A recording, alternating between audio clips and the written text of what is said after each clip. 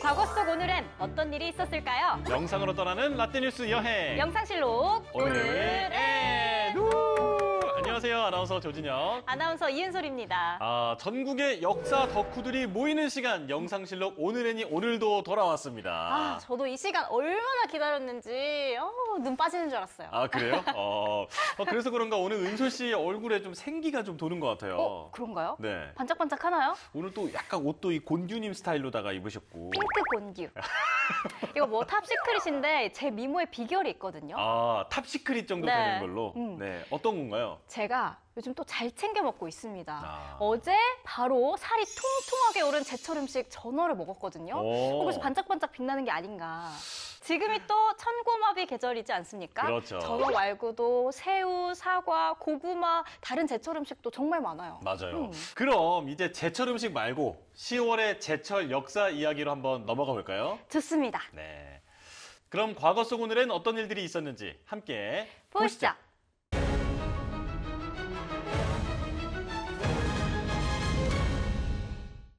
1969년 10월 17일 삼선 개헌안에 대한 국민투표가 실시됐습니다.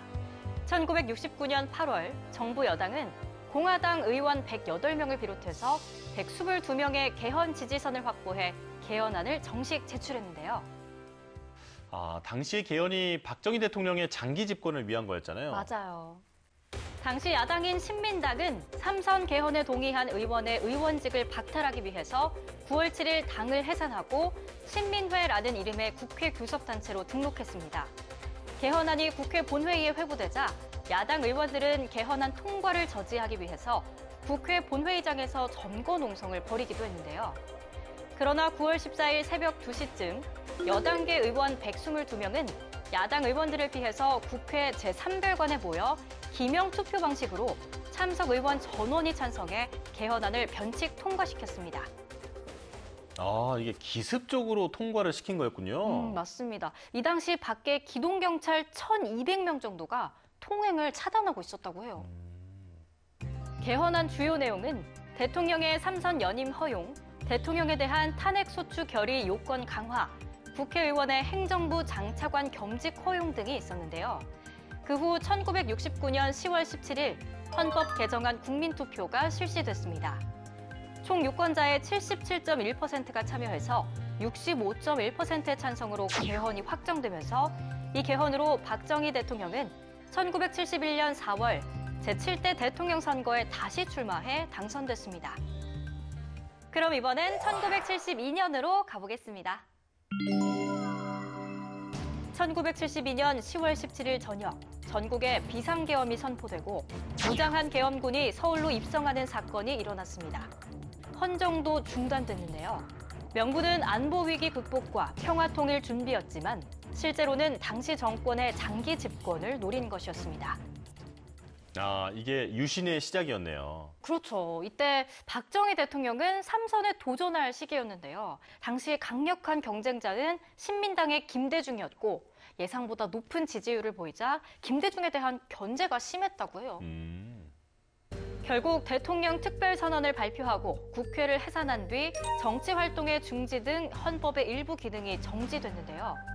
열흘 후 대통령 직선제 대신 체육관 선거를 도입하는 유신헌법이 발표가 됐고 투표를 거쳐 확정된 새 헌법에 따라 박정희 대통령이 재당선돼 유신체제가 정식 출범했습니다. 그런데 투표를 하긴 했네요. 맞아요. 반대운동이 금지된 일방적인 개헌안이긴 했지만요. 발표된 바로는 국민투표 결과 약 1,440만 명이 참여해서 찬성 91.5%로 통과가 됐습니다. 유신체제는 긴급조치를 통해 야당과 언론 등 반대 세력을 억누르며 절차적 민주주의를 무력화시켰습니다. 확정된 유신헌법은 임기 6년의 대통령을 통일주체 국민회의에서 간선으로 선출하고 국회의원 3분의 1도 그 안에서 뽑기로 하는 비민주적인 내용을 담고 있었는데요. 그러나 1979년 10월 부마 항쟁 등 국민적 저항이 계속됐고 결국 권력 내부에서 일어난 12.6 사태로 유신체제는 7년 만에 막을 내렸습니다. 그럼 이번엔 1973년으로 가보겠습니다.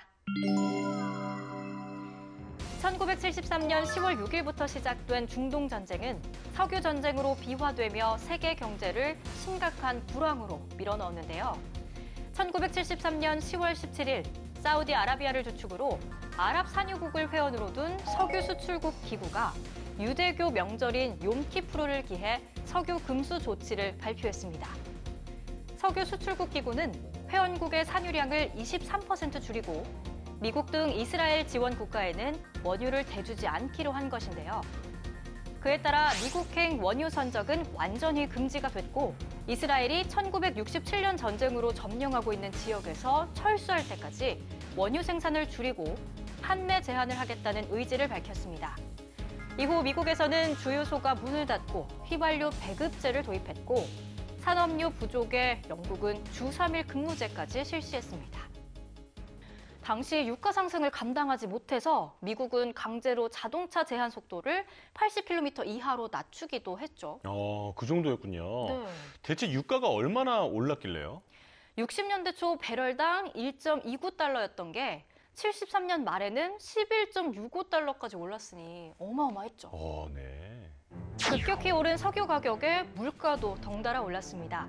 당시 국내도 심각한 정치 상황과 맞물리면서 암울한 분위기였는데요. 학교는 조기 방학에 들어갔고 전기료는 8%에서 무려 40%까지 상승했습니다.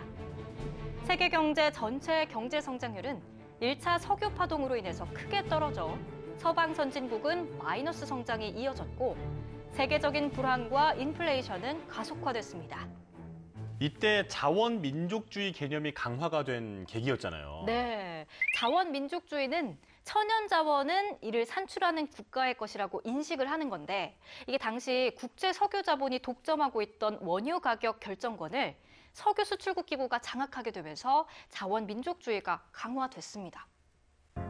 그렇게 이듬해 3월까지 5개월간 이어졌던 악몽은 몇 해 뒤 우리나라에 더욱 심각한 피해를 가져온 2차 석유 파동으로 다시 찾아왔습니다. 이뿐만 아니라 10월 17일에 또 다른 역사를 살펴보면요.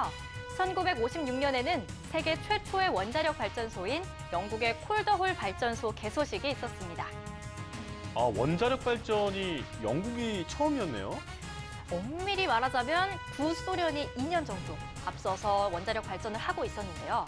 총 출력이 5,000kW에 불과해서 92,000kW인 콜더홀 원전에 비하면 실험실 수준에 불과했죠. 그래서 콜더홀이 실질적인 세계 최초의 원자력 발전소로 불리는 이유입니다. 그렇구나. 그리고 1978년에는 제3 땅굴이 발견되기도 했는데요. 이게 세 번째로 발견된 북한 땅굴이잖아요. 맞아요. 당시 북한 땅굴이 판문점 남쪽 4km 지점 우리측 비무장지대 안에서 발견이 됐는데 이 땅굴은 한때 중단됐던 땅굴 파기를 다시 시작했다는 점에서 중요한 발견이었습니다. 또 2018년에는 한 동물원에 살고 있던 대한민국의 유일한 북극곰 통키가 세상을 떠난 일도 있었습니다. 저도 사실 통키를 몇 번 봤었어요. 네, 그 동물원에 갔을 때 통키를 봤었는데 정말요? 뭔가 아주 외로워 보였고 또 그리고 그 머리를 좀 이렇게 빙빙 돌리면서 괴로워하는 듯한 그런 모습을 봤던 기억이 있거든요. 그래서 더 나은 환경으로 사실 이전을 앞두고 있었는데 그 전에 안 좋은 소식이 들린 거잖아요. 맞아요. 영국으로 이전할 계획이 있었는데 한 달을 남겨놓고 일어난 일이어서 더 안타까웠습니다. 네. 자, 이렇게 오늘도 열심히 과거 속으로 달려봤는데요. 영상실록으로 만나본 오늘의 과거, 여러분은 어떠셨나요? 그럼 다음 시간 더 알찬 이야기로 만나요.